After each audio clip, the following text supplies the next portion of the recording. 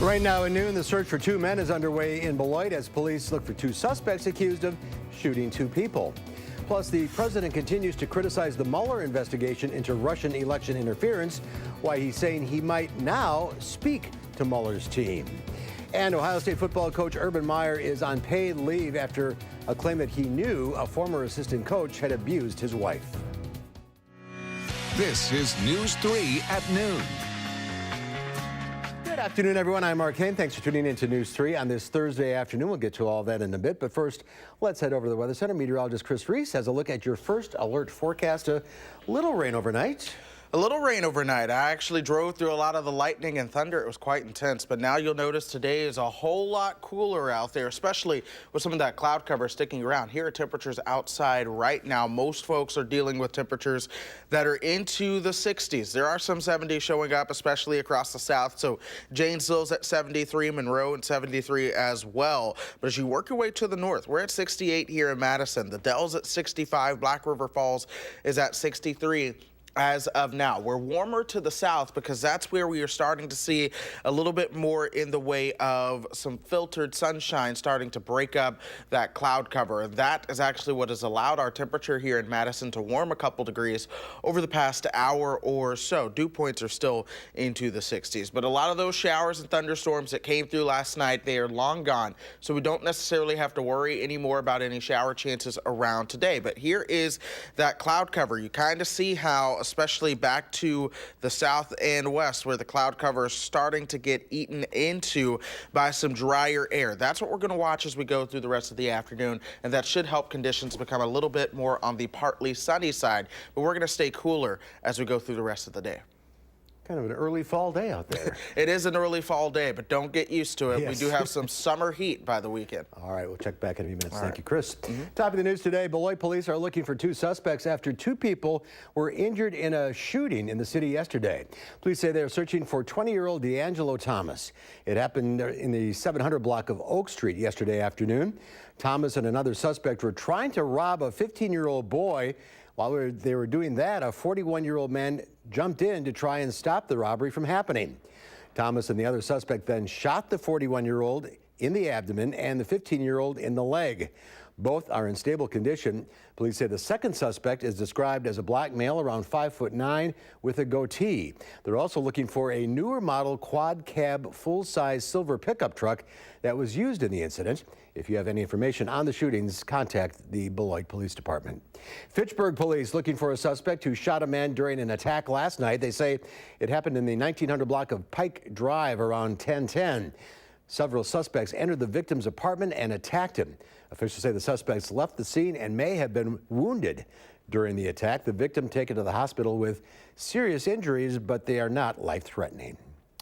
We're learning more information about the fatal crash involving 6 vehicles that happened yesterday on Interstate 9094 in Juneau County. The multi-vehicle crash involved 3 semi-trucks, 2 SUVs, and a motorcycle. The driver of a tanker truck slowed down traffic ahead of him.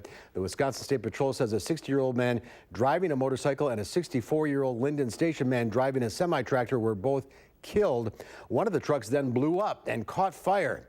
Officials estimate more than 6,000 gallons of diesel fuel spilled at the crash scene.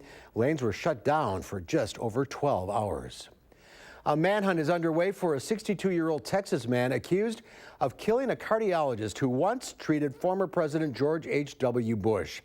Investigators say Joseph James Pappas was named the suspect nearly 2 weeks after Dr. Mark Houseconneck was shot dead while riding his bike to work. Surveillance video allegedly shows Pappas methodically following Houseconneck on his bike as he headed to work before shooting him in broad daylight. Police say the motive may be revenge. The suspect's mother was a patient of the doctor and died during surgery over 20 years ago. Pappas has not been seen for more than 2 days. Officials say he sent a text message on Tuesday to an acquaintance that he was going to kill himself. President Trump may still sit down for an interview with special counsel Robert Mueller's team. The New York Times is reporting that Trump is pushing his lawyers to reach an agreement against their wishes so that he can testify. The Times says Mueller's team is standing firm on the topic of discussion, including possible coordination between Trump's associates and Russia and whether the president tried to obstruct the investigation. But Mueller's team did agree to accept some answers in writing while preserving the right to ask follow-up questions in person. He's always been interested in testifying. It's us, meaning the team of lawyers, including me, that have the most reservations about that. Trump tweeted Attorney General Jeff Sessions should stop this rigged witch hunt right now. Some Republicans and Democrats on Capitol Hill disagree. Ohio State football coach Urban Meyer is on paid administrative leave while the university investigates a claim that he knew a former assistant coach had a history of alleged domestic abuse. Zach Smith's ex-wife accuses him of abusing her for years, most recently in 2015. Meyer acknowledges he knew about a 2009 incident when he hired Smith, but says he didn't hear of the latest allegations until last week. Smith said that she told Urban Meyer's wife, Shelley, about the incident in 2015. Shelley she said she was going to have to tell Urban. She was going to have to tell Urban. I said, that's fine. You know, you should tell Urban. We can't have somebody like this coaching young men. I was never told about anything. Never anything came to light. I never had a conversation about it. Smith was fired after he was charged with criminal trespassing, and his wife was granted a protective order against him. Ohio State said in a statement it is conducting an investigation and is focused on supporting our players and on getting to the truth as expeditiously as possible. There's more to come on News 3 at noon. Up next, we'll see what Howard's working on in the Mr. Food Test Kitchen. There's nothing better than sweet corn slathered with butter. Or is there? The sweet corn salad we're making today may have just what it takes to win you over.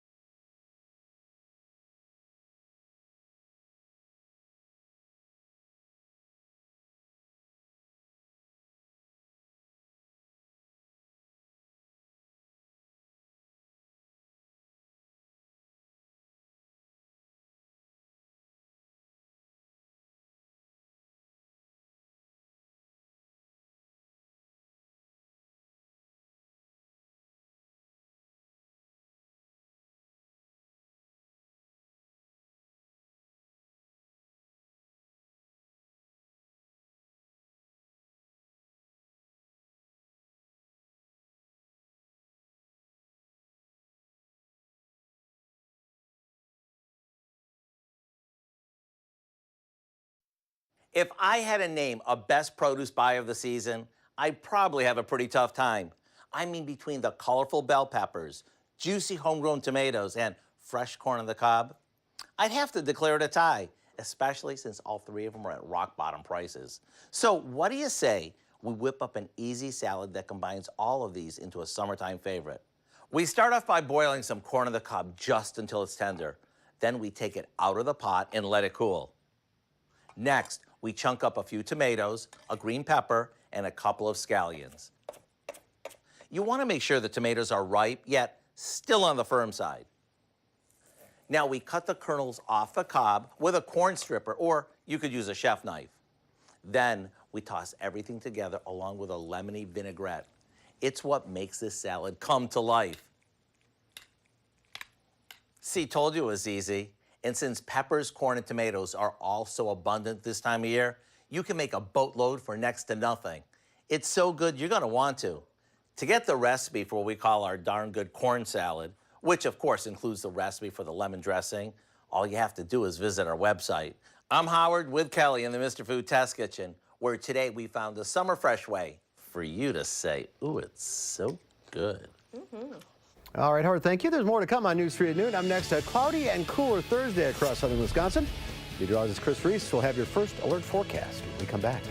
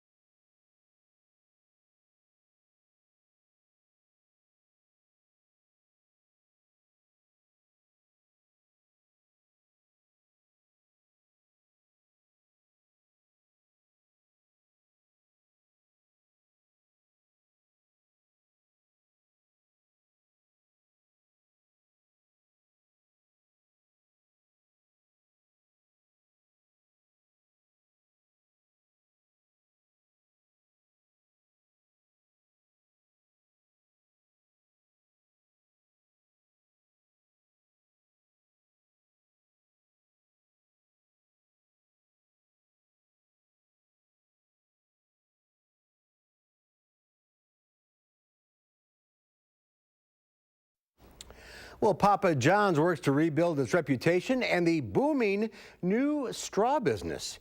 Diane King Hall has more in today's Money Watch report.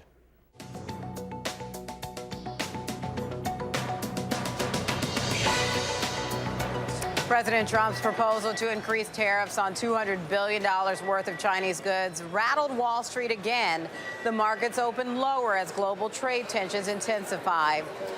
Fitbit's loss widened despite smartwatch sales powering up. The fitness device tracker says it lost $118.3 million during its second quarter. That was still better than expected. Sales totaled $299.3 million. It got a boost from its Versa smartwatch. Fitbit continues to struggle with competition from Apple and Samsung, which have deeper pockets. Papa John's has hired a new ad agency. The company is bringing on Endeavor Global Marketing in an effort to move past the fallout following revelations founder John Schnatter used the N-word on a conference call. Schnatter resigned as the company's chairman last month. And call it the last straw. As more companies ditch plastic straws, one company has tried to step in and fill the hole. Final Straw launched a Kickstarter campaign selling what it billed as the world's first collapsible, reusable metal straw. Since its campaign went viral, competitors have hit the market selling knockoff versions on eBay and Amazon. The problem is the original straws are not available until November. And that's your CBS Money Watch report. For more, head to cbsmoneywatch.com. At the New York Stock Exchange, I'm Diane King Hall.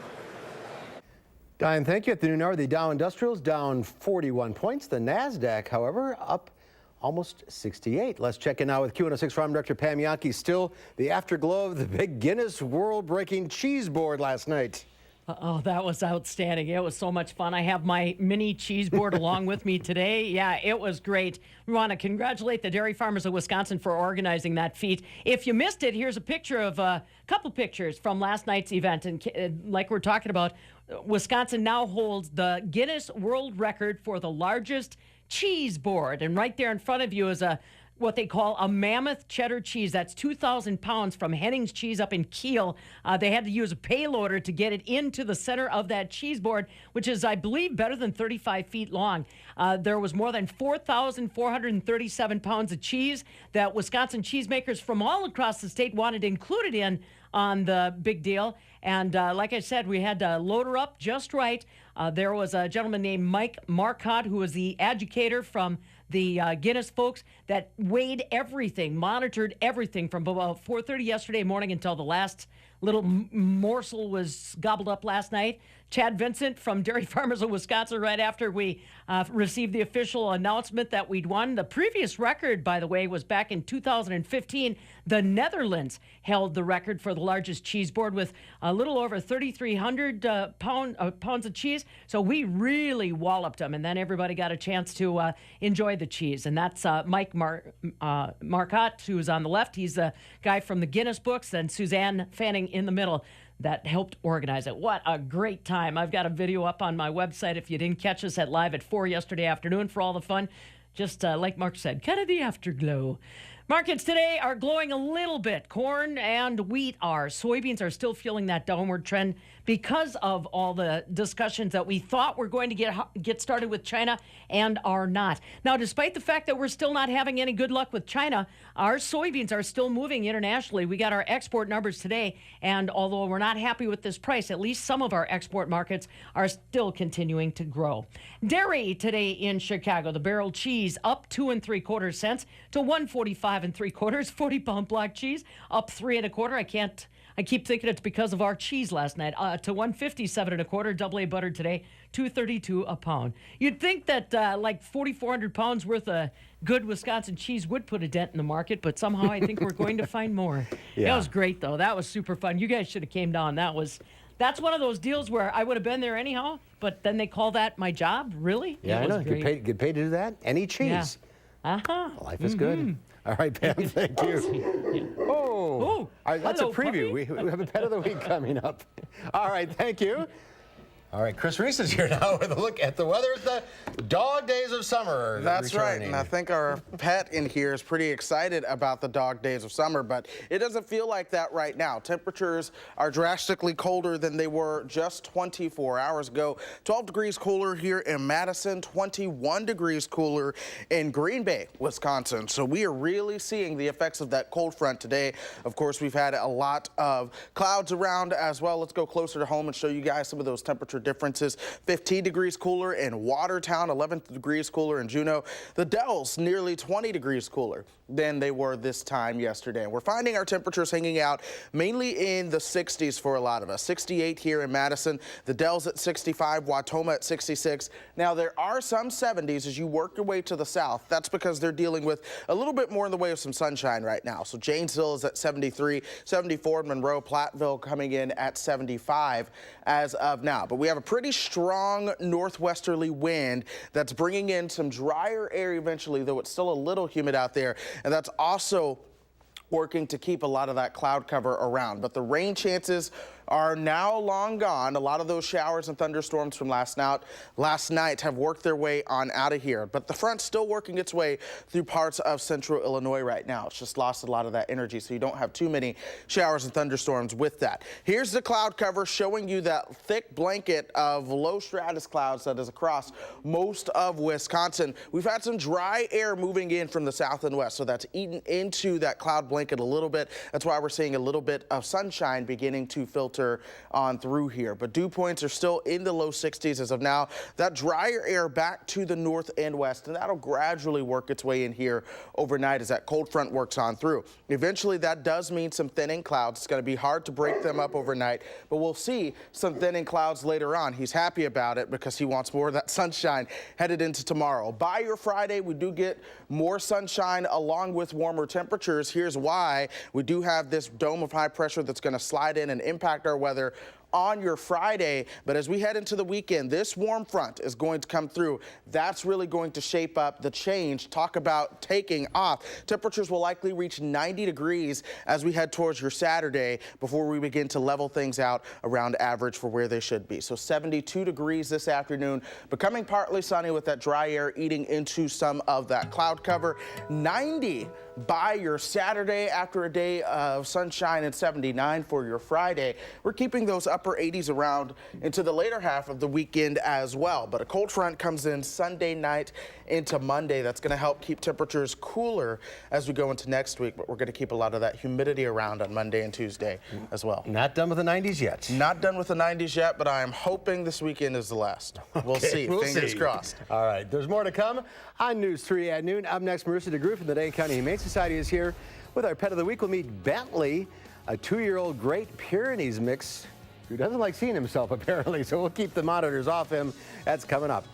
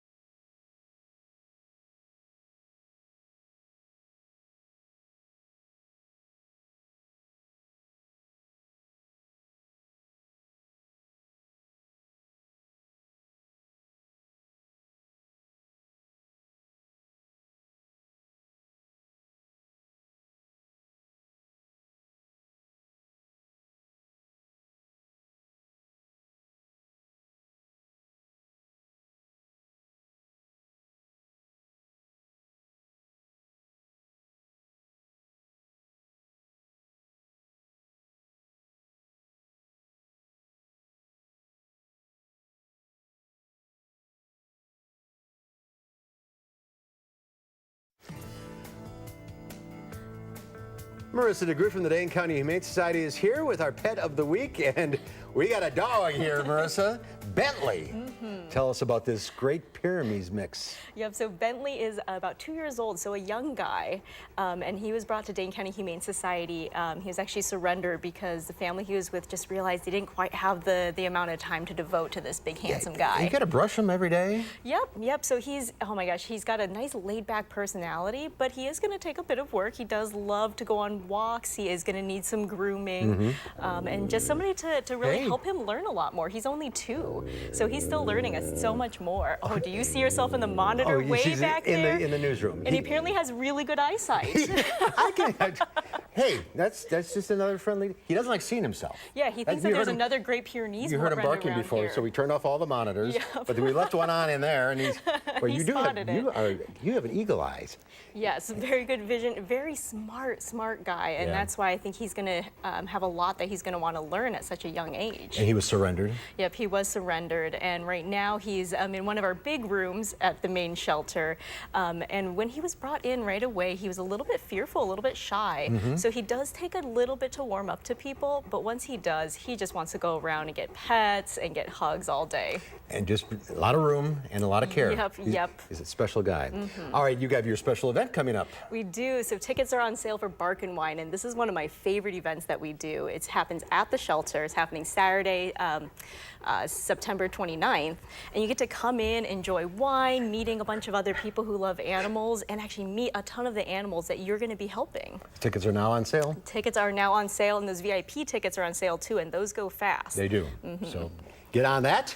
And last week, Rocco, our big handsome guy Rocco, and he is still available at the main shelter. Come and meet him. We have a lot of great dogs who have been with us a long time, so come and meet them and you're going to fall in love right away. And you're not going to miss this guy. No, not at all. Just get right in there, buddy. Okay, Bentley, hope you get a good home. He's a good guy. All right, go to the website giveshelter.org for information on Bentley and all the critters available. 838-0413 is the number to call. Marissa, thank you. Thank you. Have a good weekend. Keep this guy cool this weekend because it's going to warm up.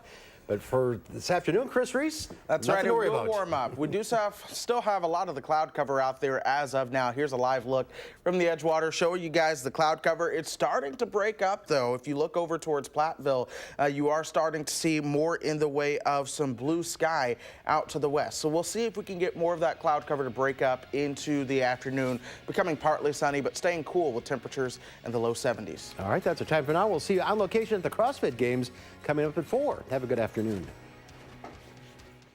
Making plans that are weather dependent? Get an accurate 12-hour, even a 10-day forecast. Download the Channel 3000 First Alert Weather app and start planning.